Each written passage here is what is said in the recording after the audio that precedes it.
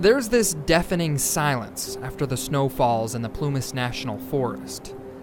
It's a wild land here, where the fresh powder sort of muffles the outside world and smothers any noise made from man-made roads.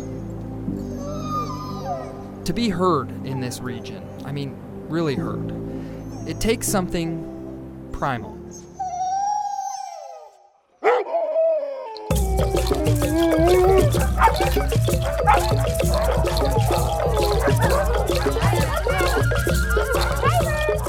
In the heart of the Grizzly Valley, that calm silence is broken by Alyssa Martin's sled dog team. Some are way more friendly than others. Zelda, come on, Curtis. This is Portia, Diesel. It is hard to keep track, but there are 13 Siberian Huskies in this group. They are very wound up right now. They're excited, huh? Chaos. There's no other way to put it. And to subdue these animals, my photographer, Jason Beal, had to use a rather unique tactic. Like this one. I got him. I got one. I got one. Alyssa is not your average sled dog musher, and she's not actually formally trained, and neither is anyone in her family. I've been dog sledding for 18 years, since I was 11 years old.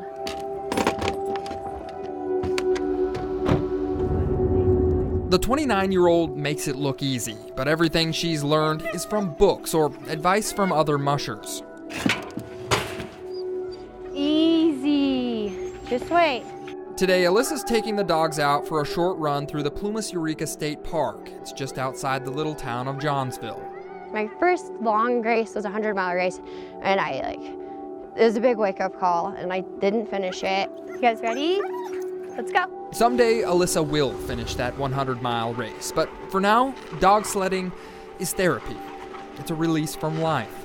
It's just dead silent and so peaceful, and there's no distractions, and it's just you and your dogs. And just like that, it's quiet again. From the back of the sled, you can hear the hypnotic huffing and puffing from the dog's breath, and the hiss from the wood skis against the snow. It's bliss. So, easy guys, easy, hold it. Yep. Body break. Body break. And then reality sets in, and you realize the downside of being at the rear end of a dog.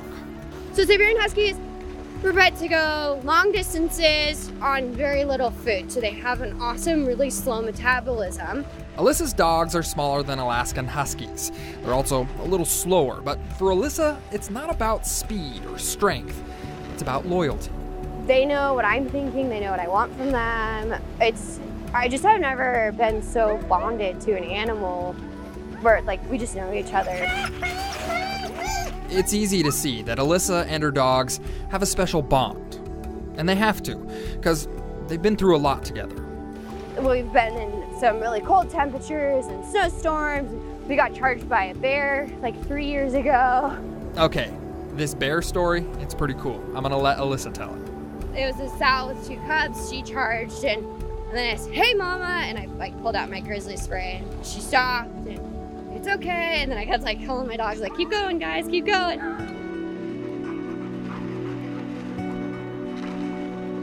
The land here is wild. It's unforgiving, and it takes a tough spirit to break through the silence of these mountains. It toughens you up. It teaches you self-reliance and confidence. And I actually had a fairly difficult childhood and was fairly depressed, and it totally brought me out of my depression. It gives you something to get up and go do in the morning. But when Alyssa travels this land, it's not quiet. Where we just know each other inside and out, and you can tell just how much they care about me and how much I care about them.